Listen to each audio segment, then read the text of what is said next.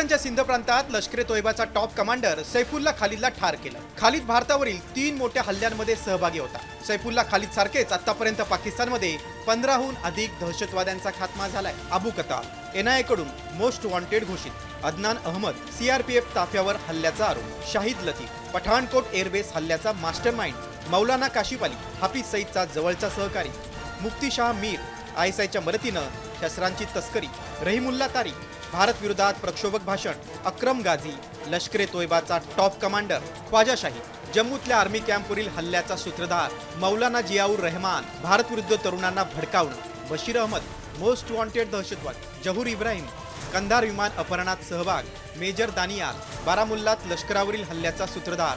परमजीत सिंह पंजवर Khalistan commando force प्रमुख। कारी एजाज आबिद जैशसाठी दहशतवाद्यांची भरती। आणि दाऊद मलिक लष्कर ए जब्बार या संघटनेच्या प्रमुखाचाही समावेश आहे।